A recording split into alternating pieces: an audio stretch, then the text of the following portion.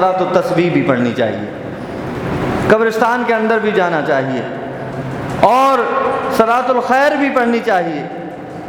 تو صلاۃ الخیر جو پڑھتا ہے اللہ تبارک و تعالی اس کی طرف رحمت والی نظر سے 70 مرتبہ دیکھتا ہے۔ جو شخص صلاۃ الخیر پڑھتا ہے، صلاۃ الخیر کیا ہے یہ بھی آج آپ کو واضح بتا دوں۔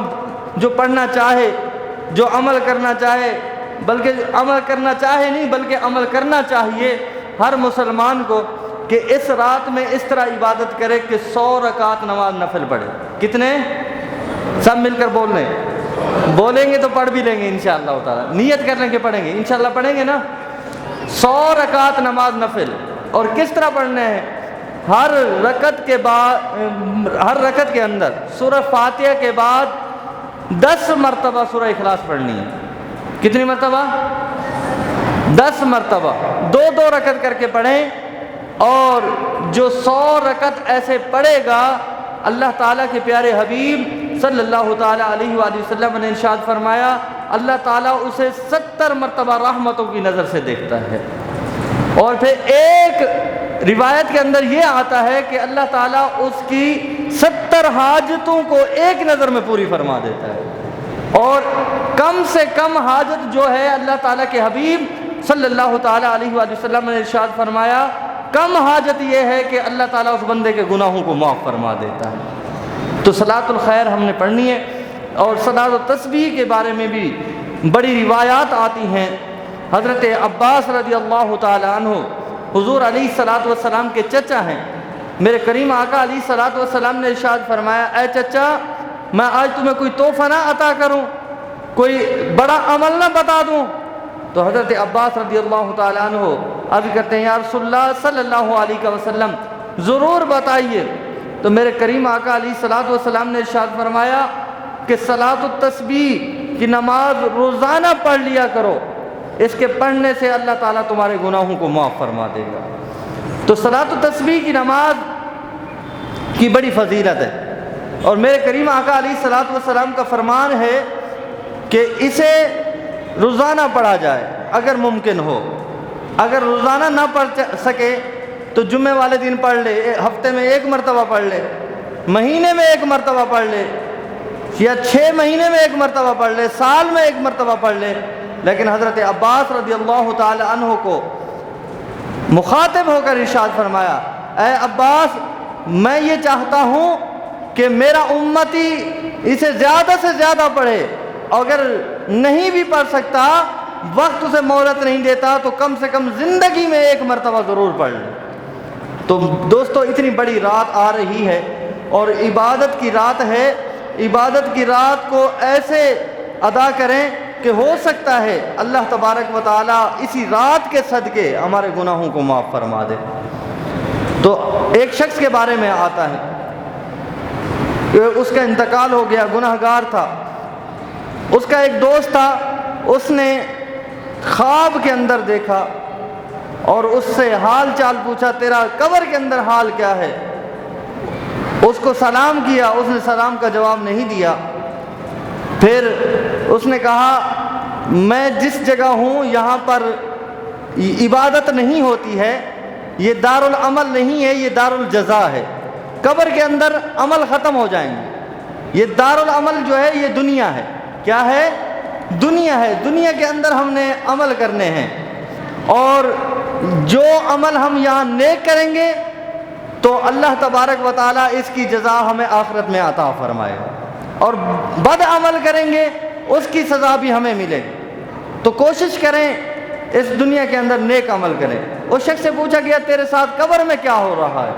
اس نے کہا میں گناہگار تھا اور گناہوں کے عوض عذاب بھگت رہا ہوں، لیکن جب شب برات آتی ہے، شب برات والی رات آتی ہے، اللہ تبارک و تعالیٰ میرے گناہوں کو معاف فرما دیتا ہے، میرے عذاب میں تخفیف ہو جاتی ہے۔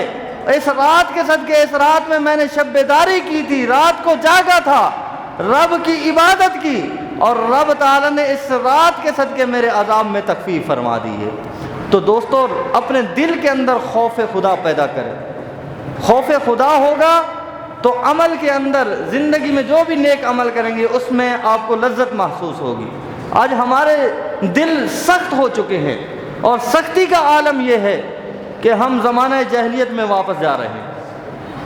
آپ نے معاملات کو نہیں دیکھا؟ ابھی کچھ دنوں پہلے ہی ایک نوجوان شخص تھا، اس نے اپنی بچی کو، اس نے اپنی چھوٹی معصوم 1 ہفتے کی بچی کو 5 گولیاں مار دی۔ تو پہلے لوگ زندہ درگور کرتے تھے، آج ہم کس جگہ کھڑے ہوئے ہیں؟ اور وہ کہتا ہے کہ مجھے بچیوں سے نفرت ہے۔ تو اس لعین کو یہ پتہ نہیں ہے، اس کو یہ پتہ نہیں ہے کہ حضور علیہ السلام نے اسلام کے اندر، شریعت مطہرہ کے اندر عورت کا کیا مقام عطا فرمایا ہے۔ میرے کریم آقا علیہ السلام نے ارشاد فرمایا کہ جب کسی کے ہاں بیٹی پیدا ہوتی ہے، بیٹی کا وجود اس دنیا میں آتا ہے، وہ اکیلی نہیں آتی بلکہ اس کے ساتھ رحمت کے فرشتے بھی نازل ہوتے ہیں۔ اس گھر میں رحمت نازل ہوتی ہے، اور یہ اعلان کیا جاتا ہے رب کی طرف سے، فرشتے ملائکہ یہ اعلان کرتے ہیں، جو اس کی حفاظت کرے گا، جو اس کی صحیح پرورش کرے گا، اللہ تبارک و تعالیٰ اس کے تمام معاملات میں اس کی مدد فرمائے گا۔ اور میرے کریم آقا علیہ السلام نے ارشاد فرمایا، دوستو یہ بڑا اہم پیغام ہے، خدا را بیٹیوں سے محبت کریں، کیونکہ میرے کریم آقا علیہ السلام نے اپنی لخت جگر سے بڑا پیار کیا ہے۔ آپ منبر پر جب جلوہ افروز ہوتے تو حضرت فاطمہ الزہرا رضی اللہ تعالیٰ سامنے آ جاتی، تو میرے کریم آقا علیہ السلام اپنی بیٹی کے استقبال میں کھڑے ہو جایا کرتے، اور اپنے پاس بلا کر سینے سے لگاتے اور پیشانی پر بوسہ دیتے اور بڑی محبت فرماتے۔ اور میرے کریم آقا علیہ السلام نے ارشاد فرمایا، جس نے 1 بیٹی یا 2 بیٹیوں کی صحیح معنوں میں پرورش کی اور ان کو شریعت مطہرہ کے مطابق ان کی رہن سہن کی اور ان کی زندگی کے اندر جو بھی معاملات ہیں ان میں ان کے آسانیاں پیدا کی اور ان کا خیال رکھا، اور وہ جب جوان ہو گئی ان کو نکاح میں دے دیا، تو کل قیامت کے دن میرے کریم آقا علیہ السلام نے ارشاد فرمایا، اس باپ کے لیے خوشخبری یہ ہے کہ کل قیامت کے دن وہ میرے ساتھ اس طرح جڑا ہوا ہوگا۔